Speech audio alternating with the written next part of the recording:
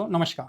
चलिए शुरू करते हैं। तो कुछ लोगों ने मुझे व्हाट्सअप भी किया, कुछ कमेंट्स भी किए हैं, तो मैंने सोचा कि चलो भाई इनकी भी बातों को सुन लेता हूँ। जैसे क्या है कि उनको भी ऐसा लगे नहीं कि इन ईटीएफ पे हम वीडियो नहीं डाल रहे हैं। और एक्चुअली क्या है ना, निफ्टी मेन होता है, ठीक है। तो निफ्टी पे हम लोग का फोकस ज़्यादा रहता है। निफ्टी जैसे घूमेगा तो सब में अच्छी तेज़ी देखने को मिलेगा। निफ्टी नहीं घूमता है तो फिर आपको भी पता है। तो चलिए सबसे पहले मैं शुरू करता हूँ ALPL30I ETF। आपको पता ही है, लो वॉलेटाइल इंडेक्स है। इसको पहले हम लोग लॉन्ग टर्म में रखते थे और उसको हमने लॉन्ग टर्म से निकाल दिया। मैं बोला नहीं, इससे अच्छा ICICI B22 को रख लेता हूँ, वो ज़्यादा बेटर है। कम से कम अभी तो रखना सही रहेगा। तो यहाँ पर आप देख सकते हैं कि ALPL30I ETF काफ़ी गिरावट में है। 32 से लेके अभी 26 पे आ गया। अच्छा खासा गिरा हुआ है। अभी भी आप देखिएगा तो टॉप से मोटा मोटी आपको 20% का गिरावट के साथ चल रहा है। तो अभी इसमें जो एक सपोर्ट है वो आपको बन रहा है 26 का। जैसे 26-20 चल रहा है ना, तो आप यहाँ पर ही मोटा मोटी पकड़ के रखिए कि 25-80 ये अभी का सपोर्ट है तत्काल का। जैसे कल के लिए आप लगता है कि गिरावट होगा, जैसा कि हम लोग को SGX निफ्टी में भी दिख रहा है ना, कि 23,100 के आसपास है, 90 के आसपास है। तो कोई बात नहीं, सुबह में 6 बजे देख लेंगे जब चालू होगा, तो उस समय देख के समझ लेंगे। और गिरावट उसी अनुसार सब में होगा। निफ्टी में गिरेगा तो सब गिरेगा, क्योंकि बड़ा भाई जब गिर जाएगा तो फिर छोटा भाई बोलेगा यार हम कितना देर रहे हैं, हम भी गिरते हैं। तो इन चीज़ों का ध्यान रखिएगा। तो 25-80 ये एक रसिस्टेंट है, और ऊपर में 26-40 ये रसिस्टेंट है। 25-80 ये वाला, मतलब ये वाला जो लेवल है, ये एक सपोर्ट का काम करता हुआ दिखेगा। तो इसको थोड़ा सा नीचे कर देते हैं, अपना क्या है ना। तो ये 25-80 जो है ये आपको एक सपोर्ट का काम करेगा। बाकी ऊपर में रसिस्टेंट 26-40 को क्रॉस करेगा तभी वो ऊपर में 27 की तरफ बढ़ेगा, अदरवाइज मुश्किल है। ठीक, ये हो गया ALPL30I ETF। सेकेंड, उसके बाद और क्या है, ग्रो रेल। तो हम लोग थोड़ा सा ग्रो रेल पे भी चर्चा कर लेते हैं, क्योंकि ग्रो रेल हम लोग लिए हैं, है ना। काफ़ी अच्छा न्यूज़ आया था। तो ग्रो रेल अगर ये अभी 29.65 पे क्लोजिंग है, तो यहाँ एक छोटा सा जो कहानी के लिए एक गैप छूट गया था, है ना, तो उसी को रिकवर करने के लिए आ रहा है। तो अच्छी बात है, गैप इसने पूरा कर लिया है, फुलफिल कर लिया है। फिर भी अगर एक बार ये 29 के लेवल के आसपास आता है इस जगह, तो काफ़ी अच्छा सपोर्ट है। और 28 का लेवल पे तो ये डबल बॉटम बना लेगा अगेन। तो यहाँ पर ही आपको समझ के चलना है। काफ़ी गिरी हुई है ये सब सेक्टर, काफ़ी गिरा हुआ है। कभी रेल का एक जलवा हुआ करता था, और ये सेक्टर एक समय काफ़ी जलवे में था, अभी तो फिलहाल गिरा हुआ है। तो पर्टिकुलर किसी स्टॉक में मत जाइए, यहाँ पर ही आप अपना देख सकते हैं। कोई भी पॉजिटिव न्यूज आया तो आपको रेलवे सेक्टर में मतलब ETF में जाना है। वो नहीं फालतू का स्टॉक में चल जाओगे ना सर, बहुत भयानक गिरता है, मतलब दुखी कर देगा। 28 इसका बहुत अच्छा रसिस्टेंट, ये जो 27-80 है, तो आप 28 पकड़ के रखो। यहाँ डबल बॉटम बनने का संकेत है, तो इसका है। ऊपर में नीचे में सपोर्ट हो गया, ऊपर में रसिस्टेंट तो काफ़ी दूर है। तो कभी भी रिकवरी अगर बनता है तो 32 आपको आता हुआ दिखेगा। ठीक है, तो ग्रो रेल में जिनका भी पोजीशन है, जमे रहिए, बने रहिए। मेरा कोई सलाह नहीं है यहाँ निवेश करने का। अगर मेरे पास पोजीशन है तो मैं इसमें कोई पैसा नहीं डालूंगा। निफ्टी जब तक घूमेगा नहीं, निफ्टी 23,300 के नीचे निकल गया, नीचे की तरफ कोई भी पोजीशन मैं नहीं बनाऊंगा, घूमने का वेट करूंगा। अब क्या है ना, वॉलेटाइल होगा और घूम के वहीं आ जाएगा। वॉलेटाइल बड़ा बड़ा होगा, घूम के वहीं आ जाएगा। तो इसका भी आप विशेष ध्यान रखिए। और गवर्नमेंट कोई ना कोई अनाउंसमेंट करते ही रहता है कि इतना करोड़ रेलवे में फ्लाईओवर बनाने के लिए दे दिए, तो नया ट्रैक बनाने के लिए दे दिए। तो ये सब का विशेष ध्यान रहता है। रेलवे सेक्टर में आप कभी भी कोई भी मूवमेंट देख सकते हैं, तो उसका अगर है तो आप ये लेवल को ध्यान में रख के अपना पोजीशन बना के रखिए। अब आइए MOM30I ETF। मोमेंटम जो है ना, निफ्टी 200 मोमेंटम 30, मतलब 200 स्टॉक में जिसमें मोमेंटम है वैसा 30 को ये कवर करता है। तो ये अभी कहीं ना कहीं बहुत ही अच्छा, अभी तो पूरा मार्केट ही साइडवेज है, ये इस लेवल को अच्छा होल्ड कर रहा है। अगर ये मतलब गिरावट क्या बोले, इस लेवल को 30 के लेवल को अगर क्रॉस करके नीचे जाता है ना, तो फिर ये रास्ता खोल देता है 27 तक, मतलब 28, हाँ, इस लेवल तक रास्ता खोल देता है, 29 तक खोल देता है फिलहाल।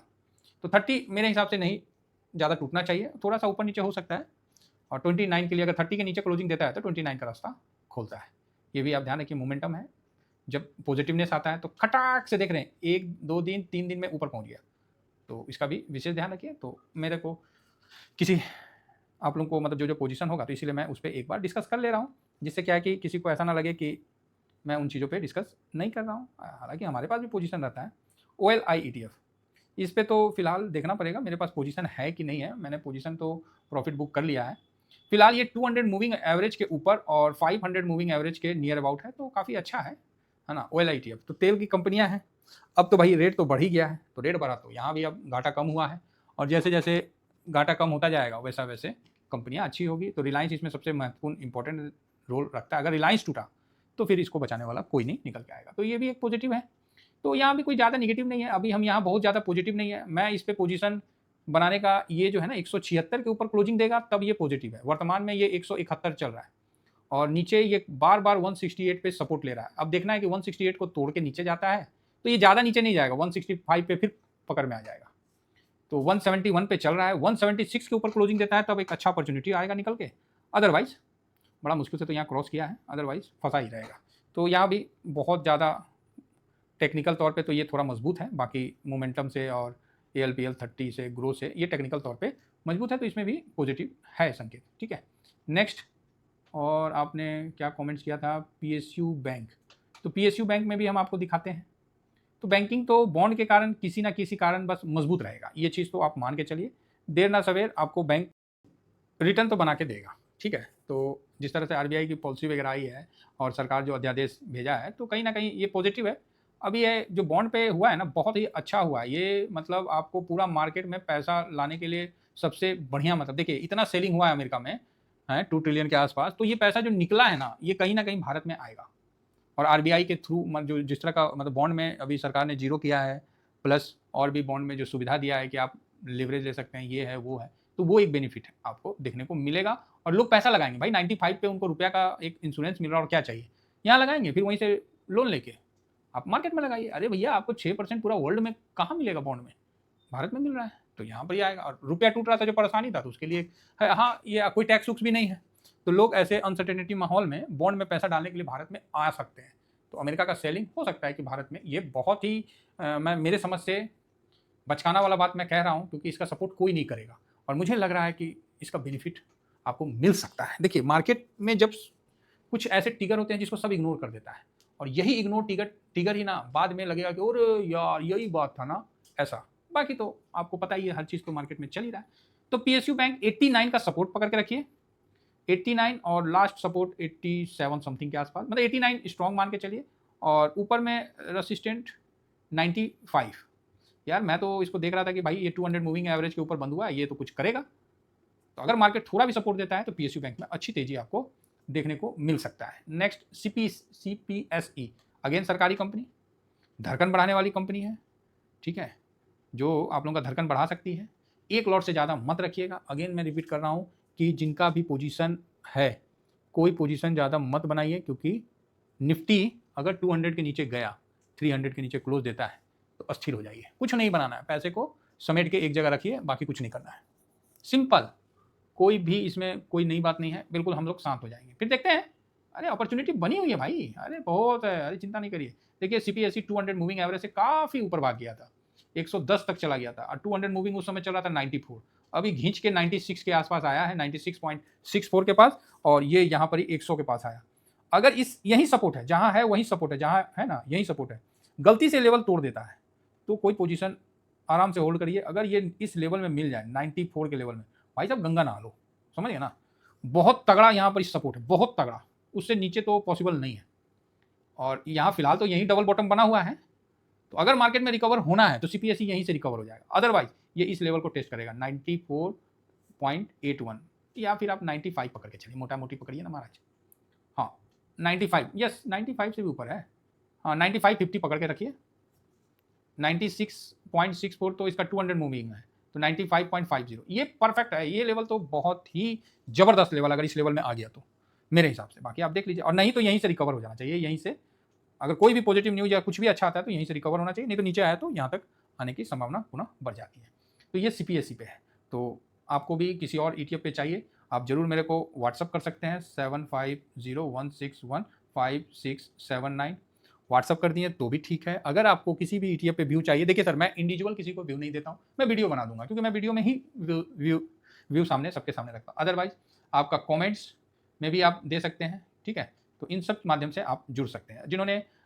जिनको पोजीशन देखना है कि क्या पोजीशन है, तो आप मेरा स्विंग शॉर्ट स्विंग ज्वाइन करके रखिए, दोनों में मैं आपको पोजीशन शेयर कर दूंगा। बाकी ये फ्री टेलीग्राम है, तो इसको बने रहिए, ज्वाइन कर लीजिए। सर ये समय थोड़ा सा उतार चढ़ाव का है और ये परफेक्ट समय है, समझे ना। अब सब जगह पैनिक हो रहा है, किसी को निफ्टी 20,000 दिख रहा है, किसी को निफ्टी 16,000 दिख रहा है, किसी को निफ्टी कुछ दिख रहा है। अरे भाई मेरे नज़र से तो देखो, खाली जो मौजूदा वित्त मंत्री जी चेंज हो जाए और उनके नीचे में जो काम करने वाले हैं उनको बोला जाए कि ए बंधु तुम दिमाग मत दो, कोई बात नहीं, एसटीटी पूरा हट जाए, चाहे जो भी है short capital gain tax law ये सब हटाइए। अभी आपने बॉन्ड में हटाया है, अच्छी बात है, बाकी सब पे भी हटाइए, और साथ में रिटेलर के लिए भी short term capital gain tax थोड़ा टैक्स टूक्स में थोड़ा तो रियायत तो दीजिए। मार्केट लगता है कि आपका बाप का है क्या, जो इस तरह से मतलब खून चूसते हैं। यहाँ पर ही हम लोग को मेहनत नहीं लगता, इनको लगता है कि आदमी कौन चीज़ कर रहा है, पैसा लगा रहा है, जो शेयर बाजार में लगा रहा है वो बड़ा पैसा वाला है। अरे भाई साहब ऐसा नहीं है। अच्छा लग रहा है ना आपको, तो हम हैं फिर तो वही बात है ना भाई, जब सिस्टम को ही लगे कि हम लोग पैसा वाले हैं तो ठीक है भाई, हम हैं, और क्या दिक्कत है। अगर कोई एक राजा बोले कि भाई टीवीएसएम वाले बड़े पैसे वाले हैं, है भाई जब एक राजा बोल रहा है तो उसके सामने राजा तो राजे को ना बोलेगा, उतना राजा को पता चला ठीक है भाई, हम लोग जो शेयर बाजार में इन्वेस्ट करें पैसे वाले है तो है भाई, इसमें डाउट क्या चाहिए तो मोटिवेट रहिए, खराब समय आएगा, हिम्मत नहीं हारिए। और सबसे बड़ी बात पता है क्या है, एक दूसरे को दोषारोपण या फिर खुद में गलानी कि अरे यार हम ऊपर खरीद लिए, अरे मार्केट है सर, सब ऊपर खरीदते हैं, सब नीचे खरीदते हैं, कोई हार्वेस्टिंग कर लेता है, कोई नहीं कर पाता है, कोई घड़ी घड़ी कर लेता है, कोई रुक के करता है, तो ये मार्केट है, चलने दीजिए, इसको अपने हिसाब से चलने दीजिए, इसमें ज़्यादा उंगलीबाजी नहीं करना है, ये अपने हिसाब से चलेगा, हम अपने हिसाब से चलेंगे, हम डिसिप्लिन से चलेंगे, हम मार्केट अपने हिसाब से चलेगा। ठीक है, चलिए इतना ही कहकर अपनी वाणी विराम देता हूँ। थैंक यू वेरी मच, जय हिंद जय भारत।